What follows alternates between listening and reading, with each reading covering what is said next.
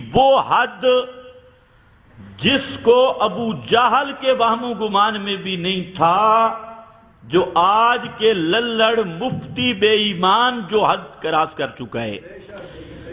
حالانکہ سب علماء جانتے ہیں کہ جس روایت کا راوی کذاب ہو، رافضی ہو اور متروک ہو اور محدثین اس کے بارے میں فیصلہ دیں کہ یہ روایت واجب الرد اور رسول اللہ صلی اللہ علیہ وسلم پر جھوٹ ہے، ایسی روایت کو لے کے پھرنا کہ گویا چونکہ شیعہ بیان کر رہے ہیں لہذا سچی ہے۔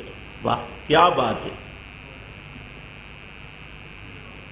البتہ ایک اس میں بھی جھوٹ بولا، شیعہ بھی، یہ شیعہ بھی نہیں، یہ شیعہ ہی کی روایت ہے۔ اس ہی اور بھی کا فرق سمجھو۔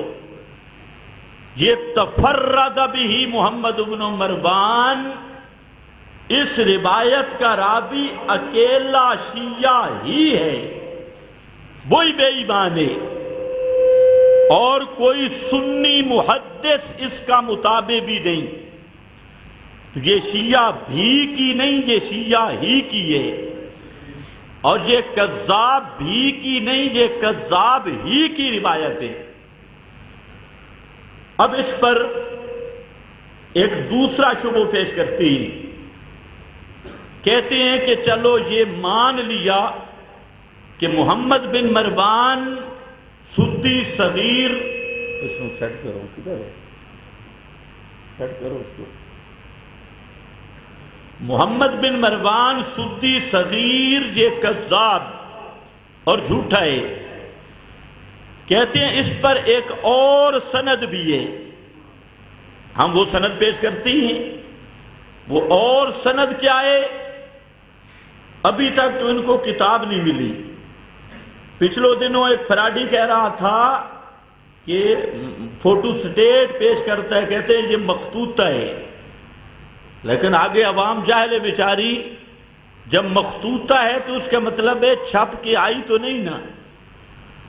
مخطوطہ وہی مخطوطہ ہے جو امام مہدی شیعوں والے کے پاس وہ نسخہ غار کے اندر موجود ہے، وہی مخطوطہ۔ اب کتابیں نئی لکھی جانے لگی، 4تھی صدی کے محدث کے نام کر کے اب 14ویں 15ویں صدی میں نئی کتابیں آ رہی ہیں، لیکن وہاں پر بھی بات دال غلطی نظر نہیں آتی۔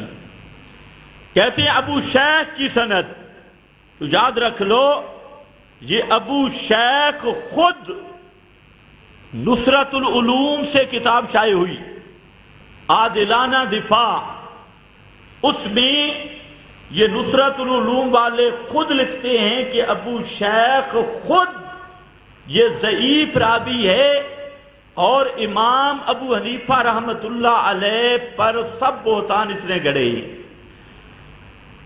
اب یہ بھی دیانتداری دیکھیں کہ وہ ابو شیخ امام ابو حنیفہ کے خلاف سب جھوٹ بنا رہا ہے، اور یہ خود نصرت العلوم والے لکھ رہے ہیں۔ تو یہاں پر تانیب الخطیب میں لکھا اور کتب میں لکھا کہ یہ ابو شیخ کی روایت قابل قبول ہے ہی نہیں، کیونکہ یہ امام ابو حنیفہ رحمت اللہ علیہ کا دشمن اور جھوٹے خواب اور قصے بیان کرنے والا ہے۔ تو اب میرا مشورہ ہے کہ غیر مقلد بن جاؤ، ابو شیخ کو اپنا ڈیڈی جان تسلیم کر کے غیر مقلد بنو، اور کھل کر، یعنی آپ اندازہ کریں ان لوگوں کی دیانتداری کا، اور یہ اس لیے ہم بیان کرنے کے پر مجبور ہیں۔ اوپر جو دو پٹے کر کے بیٹھتے ہیں بزرگ، دو پٹے والے، نیچے تسبیح اوپر دو پٹا، اور شلوار گھٹنوں کے قریب، بات کرنی کوئی نہیں، 5 منٹ کے بعد بک بک کرنی ہے، تو لوگ سمجھتے ہیں یہ تو پہنچی ہوئی سرکار ہے، حالانکہ یہ پوری جہنم میں پہنچی ہوئی سرکار ہے۔ جس کا عقیدہ قرآن کے خلاف ہے اس کے جہنمی ہونے میں کوئی شک نہیں ہے۔ ابو شیخ کی سند کا دوسرا راوی یہ صرف مولویوں کے لیے بتا رہا ہوں تاکہ مولوی مسلمان ہو جائے۔